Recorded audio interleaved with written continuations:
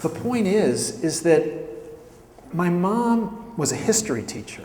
And at the end of this presentation to the members of Congress, another member stood up and said, I'm going to do the Sunday morning talk shows in a couple days.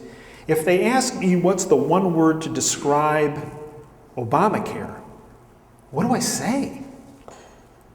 And I'm thinking disastrous, malignant, devastating, disaster.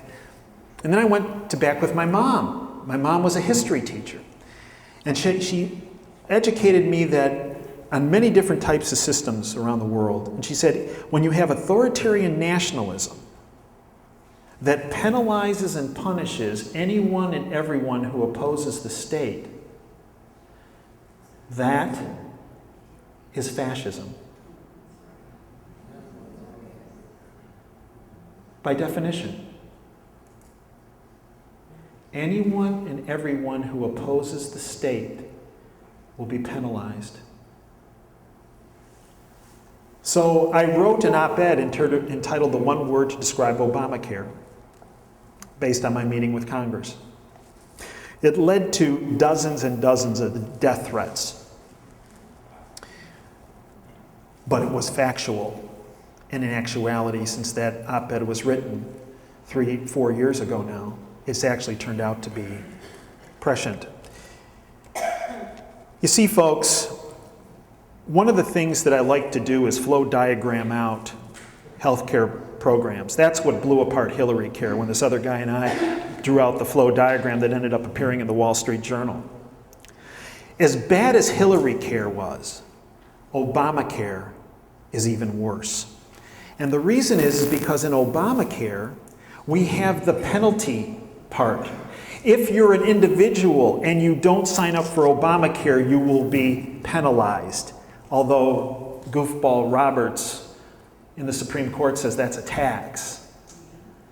If you're an employer and you don't sign up for Obamacare, you will face a penalty. Roberts says a tax. If you're a provider and you provide high quality care that's not part of the government protocol, you're going to be fined and you could well be imprisoned. You see, one of the biggest cost structures in current medicine of why costs are so high is the administration side of medicine. For every doctor, nurse, and therapist that's been added to the healthcare system in the last 5 years, there have been 3 administrators added for every one of the combined doctor, nurse, and therapist. I'm not trying to be anti-administrator, I'm just being analytical about the costs. The costs are enormous on the administration side of medicine. Obamacare creates 159 new federal agencies. 159 new federal agencies, and each agency has thousands of employees.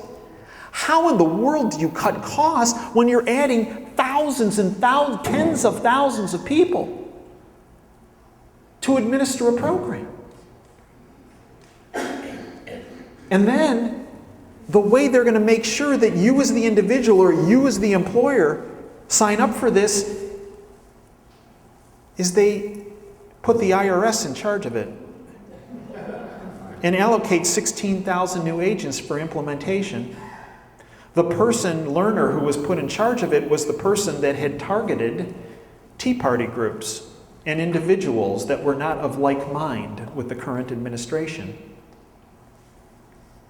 Authoritarian nationalism that penalizes and punishes anyone and everyone who opposes the state. The best way to think of Obamacare is a 3-legged stool. The first leg is what we talked about rationing of care. The most unethical and inhumane means of cutting costs. The second leg of the stool was the bottom part of this slide, the creation of health care exchanges. It's marketed by Obama and Kathleen Sebelius, the Secretary of Health and Human Services, and our own governor, Rick Jennifer Schneider. who, by the way, I don't know if you caught my show yesterday, but I had invited him on my show repetitively to be on yesterday's show because he's reconvening a committee to re-vote on Medicaid expansion, and the governor didn't show. I wanted to present the facts as it relates to Medicaid expansion and also healthcare exchanges. Hence, his name has now been changed from the governor to the coward nerd.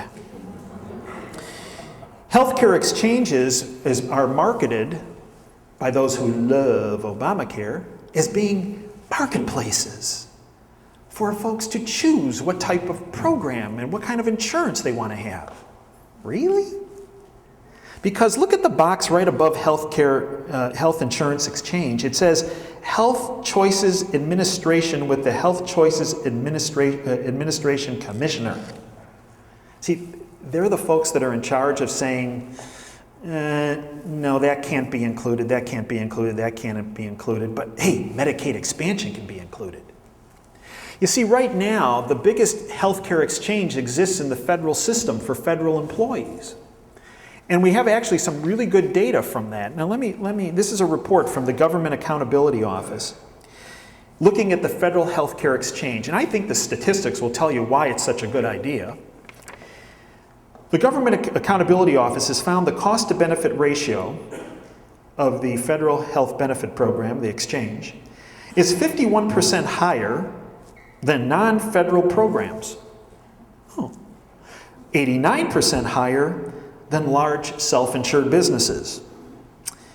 And the GAO concluded, quote, this program is highly vulnerable to fraud and abuse, and the misappropriation of funds included embezzlement, including using plan funds to finance union activities and improperly charging for expenses not incurred, end quote.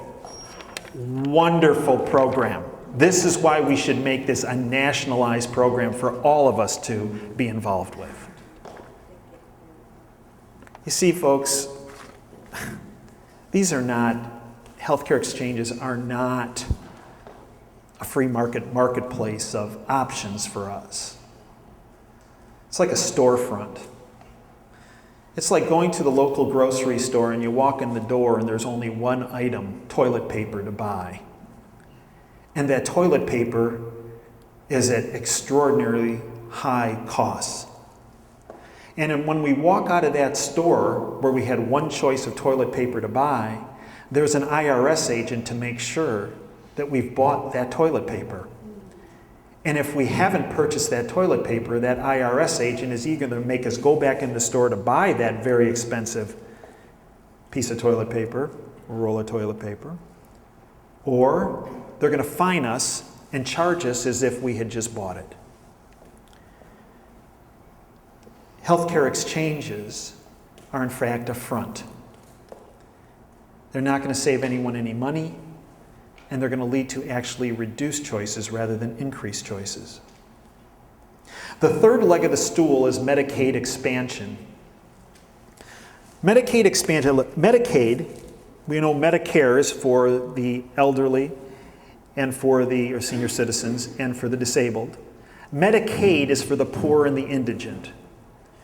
I've been a physician for 33 years. I've accepted Medicaid for 33 years of my career. I am telling you, the Medicaid system is beyond broken. It is beyond that it doesn't work. Medicaid, I believe, and the studies show, actually is not only inefficient, it's not only incredibly costly, but actually it harms people. There are 4 peer-reviewed, very elegant studies that have been done on comparison of Medicaid to actually people that don't have any insurance at all. The first was done from the University of Virginia. And let me read you the conclusion. At the University of Virginia, we found that the surgical patients on Medicaid are 13% more likely to die than those without insurance of any kind. The study evaluated 893,658 major surgical operations from around the country over 4 years. We conclude that despite the fact that we will soon spend more than $500 billion on Medicaid, Medicaid beneficiaries, on average, fared worse than those on no insurance at all. Now, some folks might say, well, that's a one-off event with the University of Virginia. Fair enough. There was a study published by the University of Pennsylvania recently in Cancer, a very prestigious peer-reviewed journal, found that in patients undergoing surgery for colon cancer, the mortality rate, the death rate, was 25% higher for Medicaid patients versus patients with no insurance at all. Then there was a study from Columbia Cornell in the Journal of Vascular Surgery, examined outcomes for vascular disease. Patients with clogged blood vessels, let's call them, in folks' legs and clogged carotid arteries, in other words, arteries in the neck that feed the brain, fared worse on Medicaid than did the uninsured. And then there's the study from the University of Florida, which was published in the Journal of the National Cancer Institute. It found that Medicaid patients were 6% more likely to have late-stage prostate cancer at diagnosis instead of earlier stage, more treatable disease than the uninsured, 31% more likely to have late-stage breast cancer, and 80% more likely to have late-stage melanoma.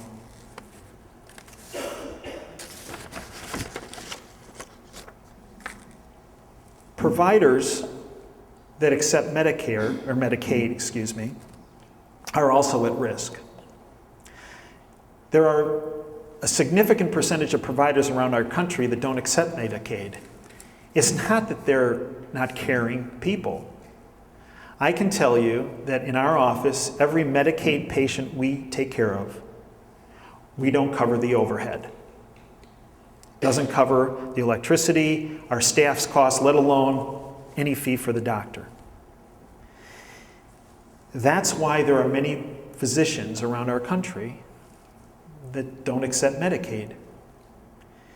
Yet, in Obamacare, folks are pushed into Medicaid and will be pushed involuntarily into Medicaid. If I'm an employer and I decide, you know what, I'm not going to cover my employees' health care coverage, I'll take the fine. I'll pay the fine. Now all my employees are going to get shoved potentially into Medicaid. It's been projected in the state, and talking to Senator Colbeck, we have 1.8 million people on Medicaid right now in the state. They're projecting that with Obamacare going into effect, we're going to have 2.2 million folks. Yet many of us believe that's a drastic underestimate. It goes back to what happened 33 years ago when I raised my hand, took that oath, do no harm. I believe whether it's the rationing of Obamacare or the health care exchanges or Medicaid expansion, they all add up to one word, and that is harm. There are alternatives, but understand something. The alternatives are not supported by big government, by bureaucrats, because let's face it, if they can control health care, they can control every aspect of your life. What you eat, what you drink, how you live, and how you die. Why I despise what's happening on both sides of the aisle in Washington, and have for decades, is because it's not about you, it's not about your welfare, it's not about creating a system that's more available and more affordable and more quality oriented. It's about them putting a collar around every American and yanking it whenever they want. It's about control. And that's not just the Democrat Party. It's also the Republican Party. They had an opportunity. They had an opportunity with the Bushes to make a difference.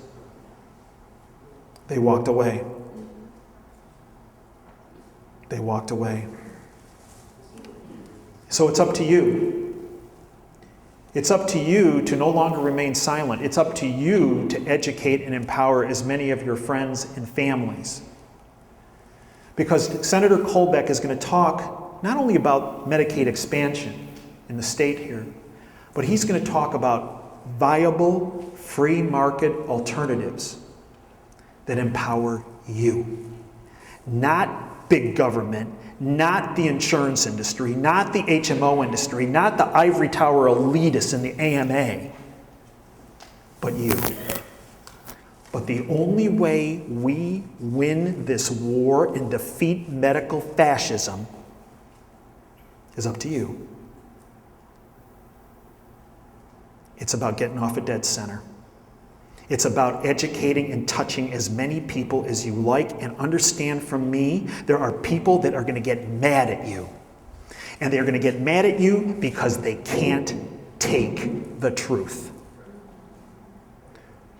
Well, let me tell you something. As bad as they think the truth is, when the reality of this hits in, what the Obama administration and what Rick Schneider wants to do, folks, they ain't seen nothing yet. It is up to you. And we will win this war. Thanks for your time.